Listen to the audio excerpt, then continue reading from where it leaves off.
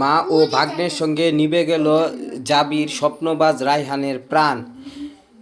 রাজবাড়ির দৌলতদিয়া ফেরিঘাট একটি ব্যস্ত নদীপথ, প্রতিদিন অসংখ্য মানুষ যাতায়াতের কেন্দ্র। অথচ সেই ঘাটটি বুধবার 25শে মার্চ বিকেলে পরিণত হলো এক বিভীষিকাময় মৃত্যুকূপে।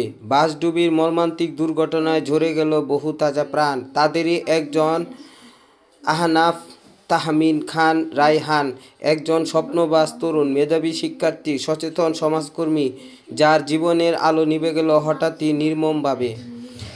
ঈদের ছুটি কাটিয়ে পরিবারের সঙ্গে আনন্দঘন সময় শেষে ঢাকায় ফিরছিলেন রায়হান। সঙ্গে ছিলেন তার মা রেহানা আক্তার, চিকিৎসক বোন ডাক্তার নুসরাত জাহান খান এবং আদরের ভাগ্নে মাত্র 8 বছরের ছোট্ট তাজবিদ। কিন্তু সেই ফেরা আর হলো না। দৌলতদিয়া ঘাটে পল্টনে ওঠার সময় নিয়ন্ত্রণ হারিয়ে বাসটি সোজা তলিয়ে যায় পদ্মার গভীর জলে। মুহূর্তেই সবকিছু অন্ধকার।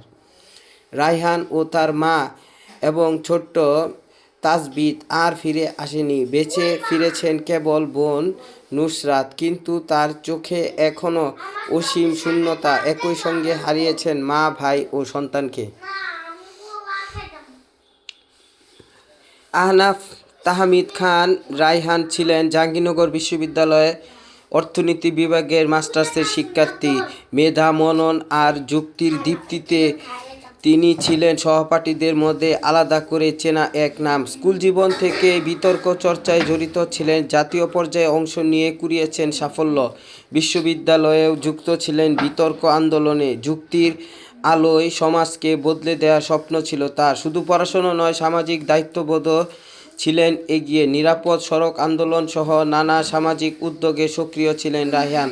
অন্যায়ের বিরুদ্ধে সোচ্চার হওয়া, সচেতনতা ছড়িয়ে দেওয়া, এইসব ছিল তার জীবনের অংশ। বন্ধুবান্ধব ও সহপাঠীদের কাছে তিনি ছিলেন অনুপ্রেরণার এক নাম। কিন্তু সেই স্বপ্নবাজ তরুণের জীবন থেমে গেল এক নিমেষে। দুর্ঘটনার রাতেই মরদেহগুলো পৌঁছে দেওয়া হয় বাড়িতে।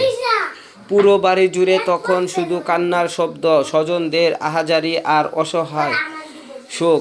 কিছুদিন আগেই গত ডিসেম্বর মাসে বাবাকে হারিয়েছিল পরিবারটি। সেই শোক কাটিয়ে ওঠার আগে আবার এমন নির্মম আঘাত যেন একের পর এক দুঃখের ঢেউ আছড়ে পড়েছে তাদের জীবনে। রাজিয়া নামে এক শিক্ষার্থী বলেন, ক্লাস 5 থেকে আমরা একসঙ্গে বিতর্ক করেছি। রায়হান ভাই সবসময় বড় কিছু করার স্বপ্ন দেখতেন।